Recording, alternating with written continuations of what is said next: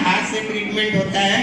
और आज आपको मैं मुख्य जो है कोरोना जो अभी आ रहा है उससे बचने का बहुत महत्वपूर्ण उपाय बता रहा हूँ, इसको जरूर ध्यान से सुने। कोरोना जो होता है वो ऑक्सीजन की कमी जब शरीर में हो जाती है उसके कारण होता है।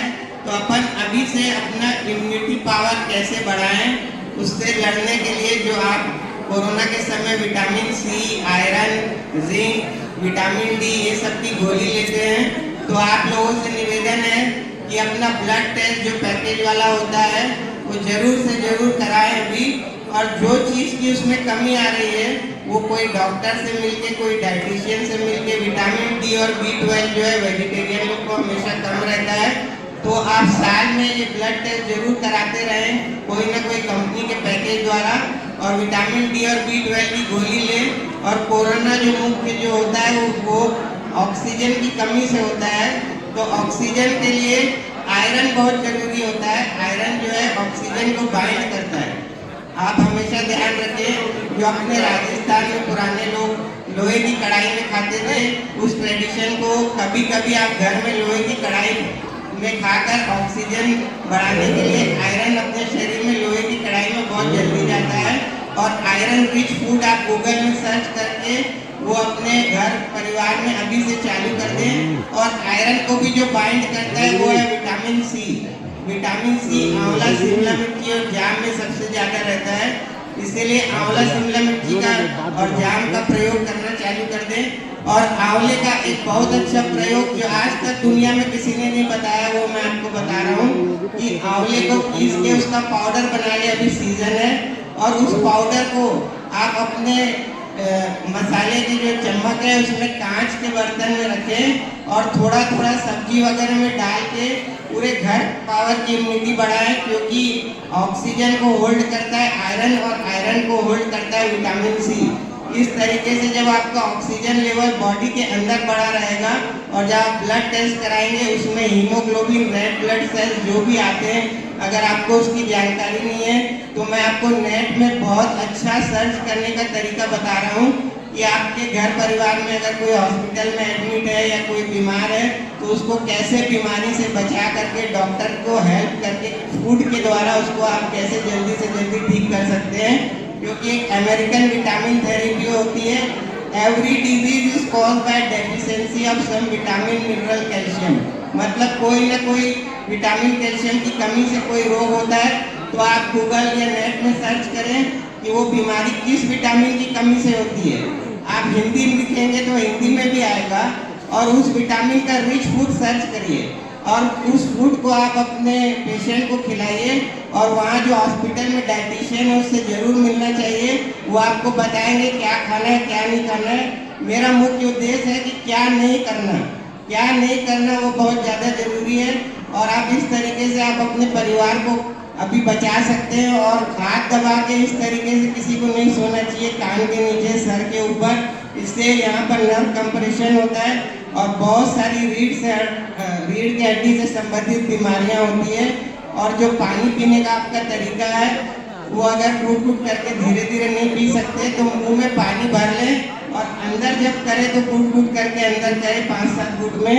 ये तरीका आपको पूरे वर्ल्ड में किसी ने नहीं बताया होगा, आंवला पाउडर का, पानी पीने का, सोने का। और हमेशा बाईं तरफ सोना चाहिए क्योंकि अपना स्टमक बाईं तरफ रहता है, हार्ट का फ्लो बाईं तरफ रहता है। ऐसे बहुत सारे लॉजिक है।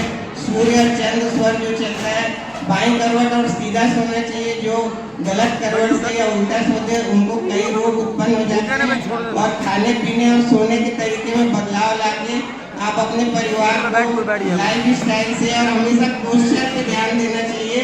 हमेशा पीछे की तरफ की एक्सरसाइज करना है और रीढ़ की हड्डी की एक्सरसाइज जरूर करना है, क्योंकि सारी नसें रीढ़ की हड्डी से निकलती है, वो अपना दूसरा ब्रेन है। इस तरीके से आप अपने अभी जो ठंड है उसमें मार्बल ग्रेनाइट में हमेशा चप्पल पहन के, कपड़े की चप्पल पहन के घर में रहें, क्योंकि जो अपन चप्पल नहीं पहनते हैं ये ग्रेनाइट मार्बल से आपके नीचे जो तलवे हैं वो टाइट हो जाते हैं और ब्लड सप्लाई रुक जाती है।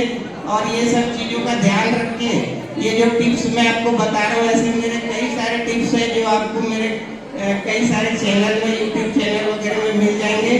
तो बचाव इलाज से बढ़ते हैं। इस थेरेपी को अपना के अब अपने शरीर को और अपने परिवार को स्वस्थ रखें। धन्यवाद। जैन शास्त्र जो खाने का टाइमिंग है वो कितना मिलता है, शुगर पेशेंट के लिए कितना वरदान है, उसके बारे में बताना चाह रहा हूँ। क्योंकि एक बायोलॉजिकल क्लॉक होती है ऑर्गन की, हर ऑर्गन शरीर का लीवर, किडनी, हार्ट, उसका एक टाइम एक्टिवेशन टाइम होता है। इसलिए सुबह 7:30 बजे जो अपने नौकाशी का प्रावधान है, उस समय अपना स्टमक सबसे ज़्यादा एक्टिव होता है और उस समय का खाया हुआ जो है वो अमृत के समान रहता है। इसलिए नाश्ता जो है महाराजा के जैसे करना चाहिए। और उस समय जो आप खाते हैं, क्योंकि उस समय एसिड निकला रहता है शरीर में। और एक मंजन जो आप लोग करते हैं, उसको कोई भी कंपनी का मंजन हो, उसको थोड़ी देर 5 मिनट मुंह में जरूर रखना चाहिए। क्योंकि हर कंपनी के मंजन में बैक्टीरिया मारने के लिए कुछ ना कुछ मीट या कुछ सामान रहता है।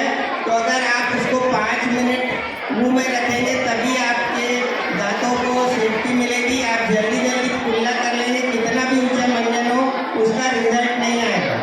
और जो जैन शास्त्र के हिसाब से खाने का नियम है, सुबह 7:30 बजे नौकाशी में आपको सबसे ज़्यादा खाना है। जो महिलाएं यहाँ पर पुरुषों को चाहिए कि अपनी महिलाओं को बोले कि वो उस टाइम पे जरूर खा लें, क्योंकि अगर उस टाइम पे नहीं खाएंगे तो अपने एसिड का जो फंक्शन है वो वीक हो जाएगा और बाद में 56 भोग भी खाने से वो आपको अंग नहीं लगेगा। क्योंकि एक बायोलॉजिकल क्लॉक है। उसके बाद पैंक्रियास सबसे ज़्यादा एक्टिव होता है शरीर का, जो अपन को शुगर से बचाता है। और शुगर पेशेंट के लिए भी ये वरदान है। अपना जो खाने का टाइमिंग है वो सुबह 9 बजे पैंक्रियास एक्टिव होता है, दोपहर में 12 बजे पैंक्रियास एक्टिव होता है और शाम को 4 साढ़े 4 बजे पैंक्रियास एक्टिव होता है। उस समय इंसुलिन बॉडी में सबसे टॉप लेवल में रहता है। तो जो जेंट्स लोग हैं दुकान में, उनको 4 साढ़े 4 बजे घर से कुछ ले जाके उस समय जरूर खाना चाहिए। क्योंकि उस समय मेटाबॉलिज्म सबसे पावरफुल रहता है। भले रात का खाना कम कर दें, क्योंकि अपने व्यापार से 10 मिनट का टाइम निकाल के अगर आप उस समय खाते हैं और शरीर को स्वस्थ रखते हैं तो आगे 10 साल जो आपके बचते हैं उसमें आप बुढ़ापे में भी स्वस्थ रूप से व्यापार कर सकेंगे। इसीलिए खाने का टाइमिंग इम्पॉर्टेंट है, खाना इम्पॉर्टेंट नहीं है। और हमेशा अभी जैसे मैंने कोरोना काल में बताया हूँ, उसकी सेफ्टी के लिए लोहे की कढ़ाई में आयरन के लिए जरूर कुछ ना कुछ खाना है। और विटामिन सी जो आयरन को होल्ड करता है, उसके लिए आंवला, शिमला मिर्ची और जाम जरूर खाना है। और आंवले को पीस के उसका पाउडर बना लें धूप में सुखा के, और अपने मसाले के चम्मच में आंवले पाउडर को अमचूर के साथ रखें और थोड़ा थोड़ा उसमें मिलाते रहें। यह जो टिप्स है आपको पूरे वर्ल्ड में कोई नहीं बताएगा। बहुत सारी ऐसी टिप्स है मैं जो आपको बता रहा हूँ, आपने कहीं नहीं सुनी होगी। और जब आप सुबह सो के उठते हैं तो अपने पैर के तलवे जो है या पैर है या उंगलियां है, उसको जरूर मूवमेंट करके उठेंगे ताकि ब्लड सर्कुलेशन उधर बढ़ जाए। उसके बाद आप पैर रखें। अगर आप तुरंत पैर रख के उठ जाएंगे तो पैर वीक हो जाएंगे धीरे धीरे कई सालों में। जो चीज़ें मैं बता रहा हूँ एक दिन में नहीं होती, धीरे धीरे वीक होता है शरीर। और मेरा जो मेन मोटो है, बचाव इलाज से बढ़ के। अपन सबसे पहले बचाव करें, ब्लड टेस्ट साल में जरूर कराएं। अभी कोरोना आने वाला है तो आप अपना ब्लड टेस्ट करा के जो विटामिन डी, B12 है उसकी कमी को पूर्ति कर लें। क्योंकि बाद में डॉक्टर लोग हॉस्पिटल में वही चीज़ को आपको देते हैं ताकि आपकी जो कमी है शरीर की, अमेरिकन विटामिन थेरेपी होती है। Every disease is caused by deficiency of vitamin, mineral, calcium. हर बीमारी में कोई ना कोई चीज़ की कमी होती है। तो आप ब्लड टेस्ट से और नेट में सर्च करके कि वो बीमारी किस विटामिन की कमी से होती है, आप हिंदी में भी आ जाता है। और अपने डॉक्टर से कंसल्ट करके और हॉस्पिटल में जब कोई पेशेंट रहता है तो उसको अगर आप उस विटामिन की पूर्ति करेंगे। और क्या नहीं खाना वो ज़्यादा इम्पोर्टेंट रहता है हॉस्पिटल में। क्योंकि कई बार अपन ऐसी अच्छी चीज़ें खिला देते हैं लेकिन वो किडनी रोगों के लिए वो ज़्यादा जरूरी नहीं है और ऑपोजिट हो जाता है। इसलिए ब्लड टेस्ट रिपोर्ट से आप हमारे डाइटिशियन से कंसल्ट करके भोजन खिलवाएं। और ये मत सोचें कि हम बहुत अच्छी चीज़ खिला रहे हैं, ये उसको फ़ायदा करेगी। जैसे किसी का पोटेशियम बढ़ा हुआ होगा और आप उसको ड्राई फ्रूट्स खिलाते जाएंगे या सूप खिलाते जाएंगे टमाटर का, तो वो और बढ़ जाएगा। इसीलिए जो अपन हॉस्पिटल में डॉक्टर लोग की हेल्प इसीलिए कर सकते हैं आप कि आप जो खाना खिलाते हैं, फूड ही सबसे ज़्यादा इम्पोर्टेंट होता है, वो आप वहाँ से कंसल्ट करके उनकी हेल्प कर सकते हैं। और एक मैं बहुत अच्छा एसिडिटी कम करने का उपाय मैं आपको तरीका बताया हूँ, जो आज तक आपको किसी ने नहीं बताया होगा। उपाय में एसिडिटी कम करने के लिए अपना थूक भी टकना चाहिए बार बार।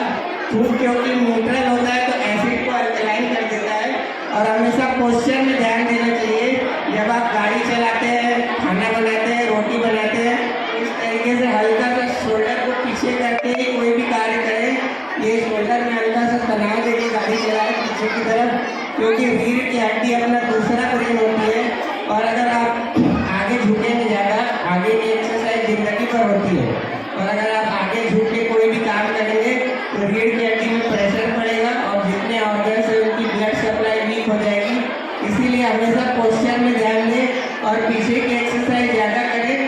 और एक नमक के बारे में जो अपने समाज में बहुत ज़्यादा प्रचलित है, नमकीन, उसके बारे में बहुत ही ज़्यादा आपको महत्वपूर्ण बात बता रहा हूँ कि नमकीन जो है वो राजस्थान का खाना था।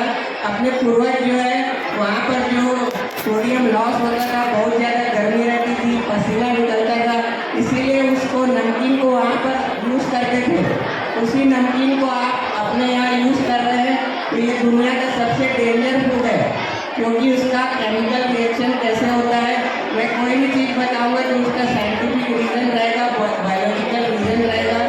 आप अगर ज़्यादा नमक यूज़ करते हैं तो उसका जो सोडियम क्लोराइड थेरेपी मैं ये करता हूँ नाक में सरसों तेल डाल के, और नाभि सेटिंग कैसे करना, अपने आप को अलाइनमेंट कैसे करना, तो मैं उसको जो है फ्री में ट्रीटमेंट सिखाता हूँ। कुछ लोग अगर इकट्ठे हो जाएं तो आप मेरे को बुला सकते हैं।